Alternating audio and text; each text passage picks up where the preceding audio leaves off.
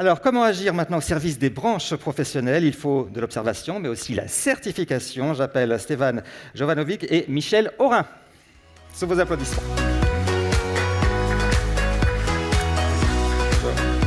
Bonjour.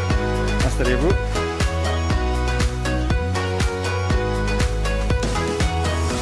Stéphane Jovanovic, qui est président de la commission de certification, Michel Aurin, vice-président. Continuez, bien sûr, à poser vos questions sur le QR code, c'est toujours bien d'avoir un dialogue. Alors, tout d'abord, pourriez-vous nous rappeler le rôle rapidement de la commission certification au sein d'OPCO-EP? Oui, bien sûr. Donc, la commission certification a pour mission de planifier, coordonner et harmoniser les travaux de certification demandés par les branches professionnelles du champ d'OPCO-EP. Ces travaux visent à l'enregistrement dans l'un des deux répertoires nationaux, donc le RNCP ou le registre spécifique. Elle définit également les actions d'accompagnement menées par l'OPCO et surtout assure une mission essentielle aussi de suivi en matière d'observation et de prospective. Alors, on s'intéresse justement au volet observation de l'année 2024. Quels chiffres pourriez-vous nous partager ? Écoutez, les chiffres sont parlants. C'est tout d'abord 159 travaux d'observation qui ont été réalisés par nos services ou par nos partenaires. Je rappelle qu'on a deux partenaires, l'OMPL, l'Observatoire des métiers des professions libérales, et l'Observatoire des métiers de l'alimentation. Ce sont des travaux qui incluent un grand nombre de choses, la production annuelle de chiffres repères sur l'emploi et la formation, des panoramas de branches, des tableaux de bord, des baromètres, également des travaux récurrents comme le bilan annuel de l'alternance, et chose importante, des déclinaisons régionales.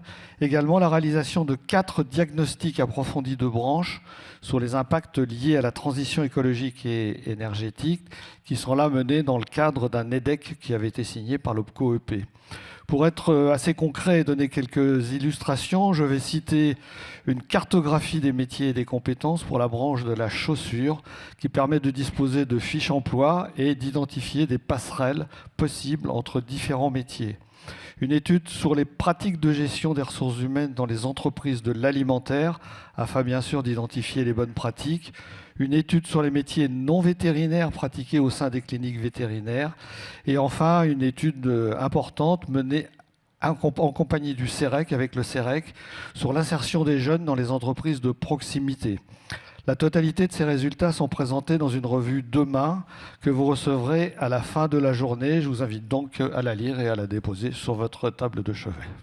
Voilà, c'est-à-dire donc sur votre table de chevet, les cahiers d'OPCO-EP, la revue demain, n'hésitez pas à la lire.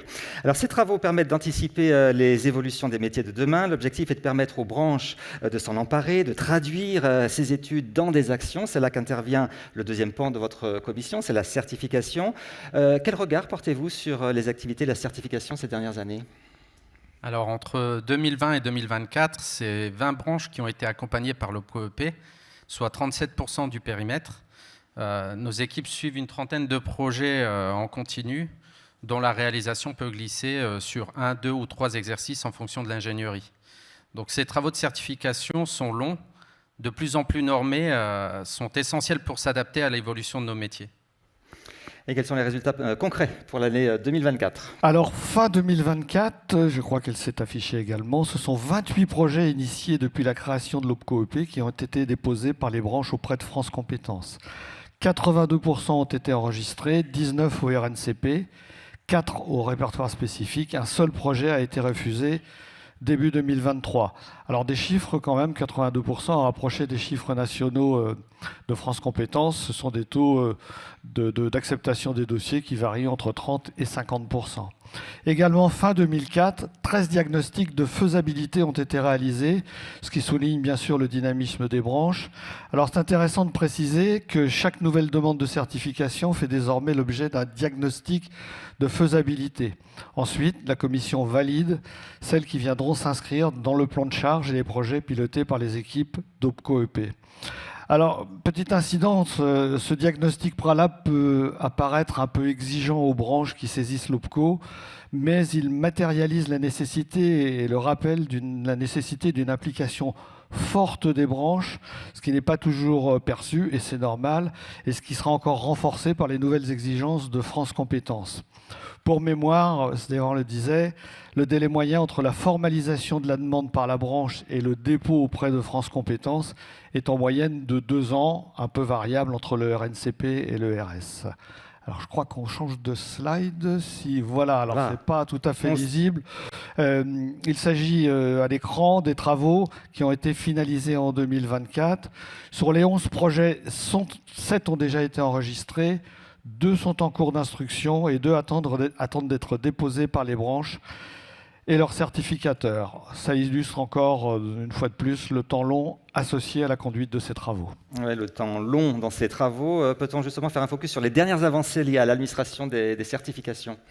Oui, alors absolument. Dès le départ, la commission certification a identifié les enjeux liés au déploiement de ces certifications, et notamment la nécessité d'instruire leur administration de manière plus efficace et automatisée.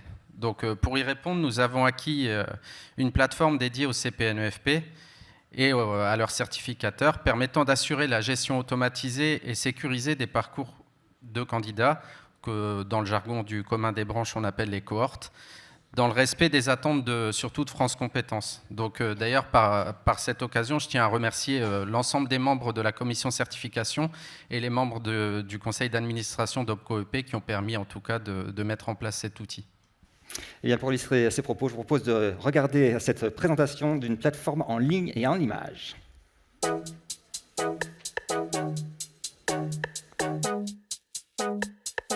Afin d'assurer l'administration de vos certifications, OPCO-EP propose une solution globale adaptée aux besoins des branches professionnelles certificatrices. Cette solution comprend une plateforme de gestion dématérialisée ainsi qu'un accompagnement personnalisé.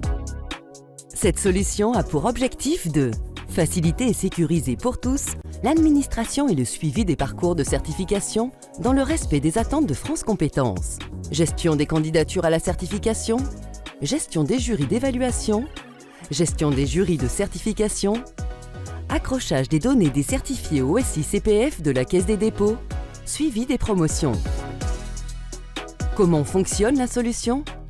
La CPNEFP sollicite auprès d'OPCO-EP un accès personnel et sécurisé à la plateforme pour chaque contributeur, l'organisme certificateur, les partenaires habilités, les membres du jury d'évaluation des épreuves, le jury paritaire de certification. Les avantages de la solution ? Avec la plateforme OPCO-EP, vous pouvez centraliser les éléments, données et documents liés à la certification, générer automatiquement les procès-verbaux de jury et des parchemins, garantir le respect du cadre légal et réglementaire grâce à la mise à jour régulière de la plateforme, vous assurer du respect de la réglementation générale de protection des données. Ces fonctionnalités permettent donc une optimisation des contrôles qualité par les certificateurs, un archivage des données et documents de certification.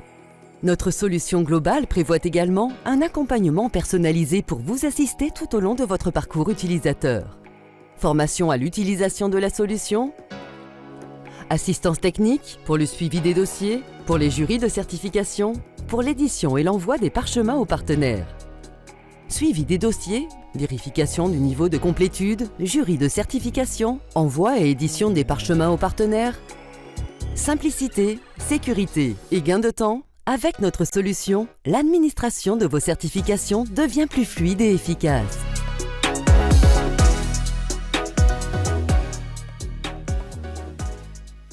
Et cette plateforme est opérationnelle déjà. Oui, donc les premiers travaux ont déjà été lancés avec 7000 branches. C'est déjà environ 4000 dossiers qui sont en gestion. Donc avec les branches professionnelles, donc je le disais, et leurs certificateurs, ce qui est déjà très encourageant depuis la mise en place de cette plateforme. Donc cette offre est le fruit d'une réflexion engagée il y a plusieurs années et son aboutissement réussi et performant est pour nous tous une grande satisfaction. D'autant plus que ce déploiement arrive à point nommé juste avant la publication du décret donc du 6 juin 2025 sur la certification professionnelle. Alors ce nouveau décret, justement, semble marquer une deuxième étape dans le cadre réglementaire de la certification. Quels en sont les axes majeurs ? Oui, un cadre réglementaire déjà assez complexe. Et ce décret structure encore davantage le système de certification en renforçant le contrôle, la qualité et surtout l'adéquation avec le marché du travail. Plusieurs sujets majeurs sont sont en cours d'évolution. Les critères d'enregistrement dans les répertoires nationaux, avec l'obligation, ça a été dit tout à l'heure, de fournir des données d'insertion professionnelle pour l'ensemble des promotions qui conduisent à un métier avec le RNCP ou à une compétence avec le répertoire spécifique. La nécessité d'adapter les référentiels aux effets de la transition écologique et numérique, l'exigence d'un maillage précis entre les contenus de formation qui conduisent à la certification et les référentiels de certification. C'est très technique, mais ça recouvre l'ensemble des obligations qui étaient déjà un peu présentes et qui sont spécifiées dans ce décret. Il précise également les modalités d'habilitation et de contrôle des organismes partenaires, pour la plupart des organismes de formation qui sont habilités par les certificateurs. En effet, un certificateur peut habiliter un organisme de formation pour que celui-ci prépare par la formation sa certification. Le poids du contrôle, ça a été évoqué souvent, le poids du contrôle et de la responsabilité pèse désormais pleinement sur le certificateur. Et enfin, il renforce le cadre des contrôles et des sanctions pour garantir la conformité et la qualité des répertoires nationaux, en amont au moment du dépôt du dossier et en aval dans les procédures de contrôle qui suivent ensuite l'obtention de la certification. Et ce nouveau décret montre l'importance d'une bonne administration justement pour gérer les demandes de certification. La plateforme devient un véritable allié dans cette démarche. Vous voulez compléter ? Oui, donc ce décret vise en effet à principalement renforcer les exigences de qualité, de suivi et de contrôle. Donc le décret implique que les certifications soient bien structurées et conformes aux attentes du marché du travail et que les actions de formation y préparant soient en adéquation avec les référentiels de certification.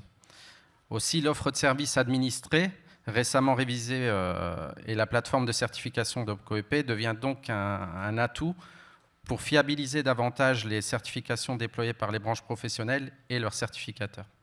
Cette nouvelle réforme présage de nouveaux chantiers pour 2025. Quelles sont les perspectives à venir pour votre commission ? Alors évidemment, d'appliquer les dispositions issues du décret du 6 juin 2025 et pour accompagner au mieux les branches dans leurs travaux d'ingénierie et le déploiement de leurs certifications, OPCO-EP a organisé il y a 10 jours un premier webinaire avec les membres des CPNEFP pour les aider à décrypter les impacts et les nouvelles obligations. Il s'agira également d'accompagner les branches sur le nouveau cadre réglementaire de la VAE, avec la création de la plateforme France VAE, qui propose la liste complète et actualisée des certifications actives liées au ministère du Travail, de la Santé, des Solidarités et des Familles. Il s'agit bien sûr d'un enjeu important pour les personnes qui souhaitent valoriser leur qualification par l'obtention d'une certification via le dispositif de la VAE.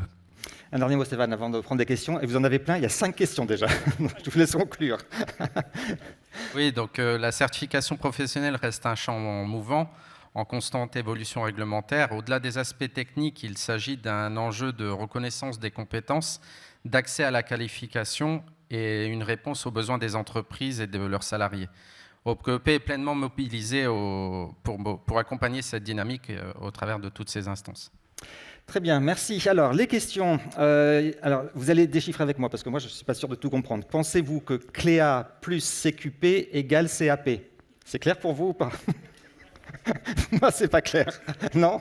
Vous ne comprenez pas. Bon, eh bien, la personne qui a posé la question, vous pourrez envoyer des emails à ce moment-là à Michel et Stéphane. Oui. On passe à l'autre. Très intéressante. L'IA est-elle un sujet dans les travaux de certification ? L'intelligence artificielle. C'est pour vous, Michel. C'est un sujet qui couvre tous les champs, que ce soit le champ de la formation, de la certification. C'est effectivement particulièrement prenant dans le champ de la formation où il y a quand même des inquiétudes. On se demande si l'IA va pas à un moment remplacer les formateurs, même si c'est pas à l'ordre du jour, mais il y a quand même des menaces qui sont réelles. Dans le champ de la certification, je vois pas d'impact direct. Par contre, et je sais qu'il y a dans la salle des membres de la commission de certification de France Compétences, le dépôt, le montage et le dépôt des dossiers de certification deviennent d'une complexité absolument extraordinaire. Et l'IA peut apporter... peut permettre de suivre ces exigences en amont, c'est-à-dire d'aider à la constitution des dossiers, et en aval, c'est-à-dire d'aider grandement dans toutes les procédures de contrôle qui sont aujourd'hui de plus en plus importantes et lourdes, quoi. Oui, moi je voudrais juste ajouter un petit élément. C'est vrai qu'on sent que l'IA vient nous prendre de plein fouet sur l'ensemble des branches et il y a un souci et une prise en considération de cet impact au niveau des branches, puisque au niveau des observatoires, je sais que par exemple on a été questionné sur des accompagnements de branches justement sur l'impact de l'IA sur les métiers actuellement en place pour les salariés. On a encore une autre question sur la fraude, décidément, ça va être le mot du jour. N'y a-t-il pas un risque de fraude sur la plateforme de certification ? Alors non, je ne crois pas, parce que justement le système qui a été mis en place et qui a été valorisé par l'OPCO-EP permet avec des technologies, on ne va pas rentrer dans les technologies, mais technologies, qu'on appelle ça, de certification, de contrôle des identités, etc., sont des technologies qui là permettent quand même, alors d'arriver à la fraude zéro, peut-être pas, mais sur cette partie-là de la certification, suivi des cohortes, des stagiaires, etc., non, le risque de fraude m'apparaît relativement limité avec la mise en place de ces technologies, quoi. Et une dernière question, comment inciter les branches à construire des certifications interbranches et mener des études interbranches pour ne pas rester en silo ? Non. C'est bien les questions qui Alors font non, rire. c'est pas que je repasse le bébé à mon ami Zévan. C'est en fait une réflexion qui est conduite depuis le début de la commission certification. Comment on peut essayer de construire des certifications qui sont interbranches.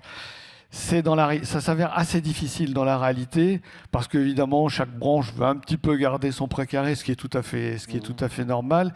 Et il y a quand même d'un métier à un autre de réelles spécificités qui font qu'une certification qui va couvrir très large va finalement perdre de sa valeur et ne pas recouvrer ce qui existe dans les métiers d'une branche ou dans les métiers d'une autre branche. Et sur ce sujet-là, je compléterai juste en disant que c'est les branches qui se saisissent plutôt de réflexion pour ne plus être en silo, et comme maintenant les certifications sont construites en bloc, le fait de s'inspirer de blocs et de valider une bloc dans une profession, on peut avoir une équivalence dans un autre métier. J'ai en tête des réflexions qui avaient été entamées entre les cabinets dentaires et les assistantes vétérinaires, puisque certains de ces points étaient en cohérence sur les deux formations. Il y avait une dernière question, mais c'est moi qui vais répondre. Comment se procurer l'étude du CEREC quand on est à distance ? Eh bien, je vous donne la réponse. Elle est en ligne sur le site OPCO-EP et vous pouvez aussi la recevoir en envoyant un email direction-de-la-communication@opcoep.fr, direction-de-la-communication@opcoep.fr. Et je vous rappelle aussi, vous pouvez toujours lire la revue demain. Eh bien, merci beaucoup, c'est très intéressant et merci d'avoir répondu aux questions du public. Vous pouvez regagner votre place.